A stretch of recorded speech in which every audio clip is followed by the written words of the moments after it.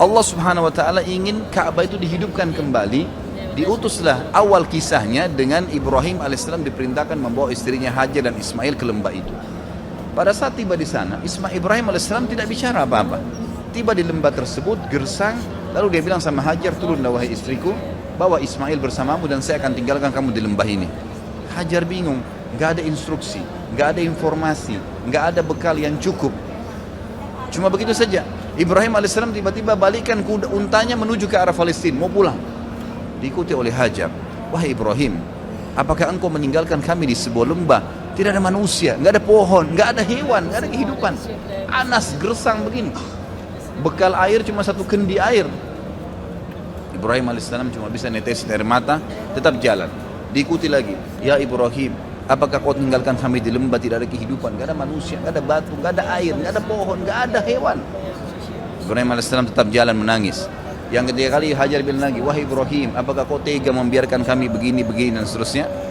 Tetap saja Ibrahim alaihissalam jalan. Maka Hajar akhirnya Allah SWT berikan ilham dalam hatinya dan bertanya begini, Allahu amaraka bihada, apakah Allah yang perintahkan kamu seperti ini? Maka Ibrahim alaihissalam tidak nyaut apa-apa, cuma nganggungin kepala. Iya, artinya ini memang diperintahkan oleh Allah. Maka jawaban Hajar dengan sangat jelas. Dan perhatikan ya, seseorang kalau sudah datang perintah Allah Azza wa Jalla dan dia terima, perhatikan nanti apa efeknya, apa yang Allah kasih pada saat datang sebuah ilmu, dalil, wahyu, Al-Quran dan Sunnah lalu diamalkan. Perhatikan apa yang Allah kasih nanti, dari banyak sekali pahala yang dia akan panen. Maka dia mengatakan, idzan layyudayyi'ana, kalau begitu tidak mungkin Allah itu membiarkan kami mati. Udah pergi aja Ibrahim, gak apa-apa. Ibrahim alaihissalam pun pulang ke Palestina. Di tengah jalan dia berdoa, Rabbi inni askantu min dhurriyyati biwadin ghairi dzin inda baitikal muharram rabbana liyuqimus shalah faj'al afidatan minan nasi tahwi ilaihim. Jadi dikatakan di sini, ya Allah, aku telah meninggalkan keluargaku di sebuah lembah, tidak ada kehidupan, tidak ada pohon, tidak ada air, tidak ada manusia, tidak ada hewan.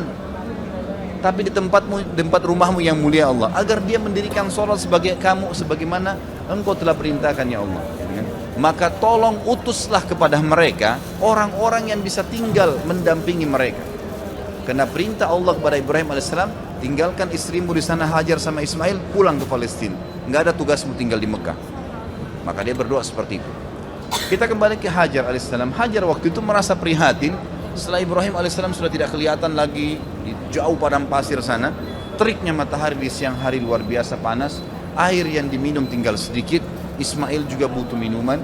Hajar merasa sebelum malam tiba kesempatan, coba cari sesuatu di situ, ada kehidupan, ada pohon, ada manusia kah, ada kemah kah, manusia hidup di sana, di mana kelihatan. Yang paling dekat dengan Hajar waktu itu ada dua bukit namanya Safa dan Marwah. Maka dia pun alaihissalam Hajar naik ke atas bukit Safa.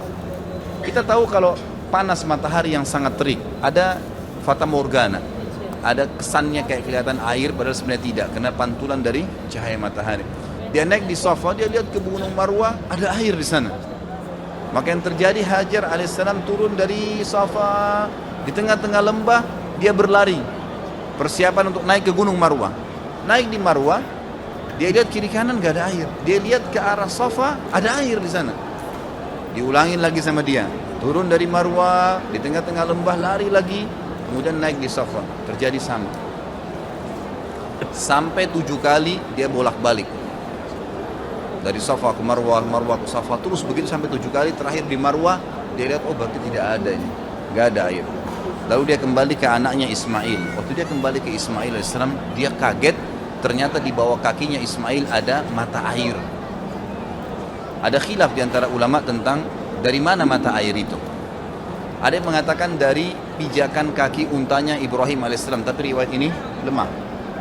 Ada yang mengatakan memang dari sentakan kaki Ismail waktu lagi menangis, itu juga lemah. Tapi ahli sejarah ada yang pakai. Yang paling kuat adalah Allah SWT mengirim Jibril dan mengepakkan sayapnya, lalu keluarlah mata air tersebut.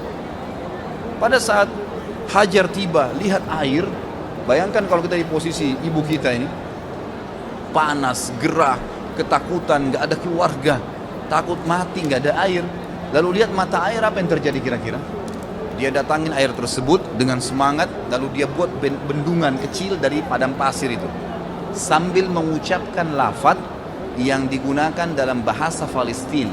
bukan orang Arab ya, ini bukan bahasa Arab, bahasa asli orang Palestina. Dia mengatakan zam-zam, artinya apa? Berkumpullah, berkumpullah. Jadi makna zam-zam itu sebenarnya, ini rahasianya. Maka dia bilang zam-zam, ditutup sama dia, gitu kan? Ditutup sama dia. Kata Nabi SAW, semoga Allah merahmati ibunya Ismail. Kalau dia tidak bendung, maka zam-zam akan menjadi lautan yang luas. Tapi kekhawatiran seorang ibu, takut airnya habis, gitu kan? Tapi kalau dia biarin, udah jelas berkah dari Allah. Jadi lautan yang luas. Bayangkan sekarang miliaran orang yang minum gak habis-habis. Gitu. Baik, akhirnya pada saat itu kejadian terjadi di Jazirah Arab yang lain. Di tepatnya di negeri Yaman ada bendungan namanya Bendungan Ma'rib. Bendungan Ma'rib terkenal sekali negeri Yaman. Surah Sabah menjelaskan masalah itu. Karena mereka kufur terhadap nikmat Allah, bendungan itu Allah hancurin sehingga akhirnya di sisi barat dan timurnya negeri Sabah dulu ini penuh dengan, semua di sisi baratnya buah-buahan, semuanya jenis buah-buahan ada. Di sebelah timurnya semua jenis sayuran ada, kaya raya mereka. Tapi karena mereka kufur, Allah hancurkan bendungannya, lalu Allah ganti dengan pohon-pohon yang berduri. Ringkas cerita, keluarlah suku-suku Arab dari Yaman pada saat itu. Dan waktu itu tidak ada suku Arab kecuali di Yaman. Mereka keluar menuju ke negeri Syam. Kalau saya ibaratkan buku ini Jazirah Arab, maka di bawah ini daerah selatannya Jazirah Arab. Indonesia ada di bawah Jazirah Arab, di selatan. Di atas ini utaranya Jazirah Arab. Di utara Jazirah Arab itu ada negeri Syam, Palestina, Syria, Lebanon, dan Yordania. Di atasnya lagi ada Turki. Di atasnya lagi ada Eropa sampai ke Amerika sana. Di sisi baratnya itu ada Rusia, ada Irak, ada Iran, Afghanistan, dan seterusnya. Sisi timurnya ada Mesir, Afrika, dan seterusnya. Selatannya ada Yaman dan Asia Tenggara. Nah, Yaman ini kebetulan ada di Jazirah Arab bagian selatan, di bawah. Jadi mereka mau menuju ke negeri Syam. Di tengah-tengah jalan itu ada kota Mekah, di tengah-tengahnya, tengah-tengah Jazirah Arab. Mereka lewatinlah Jazirah Arab itu menuju ke negeri Syam, karena negeri Syam ini subur. Mereka mau pindah ke sana gitu.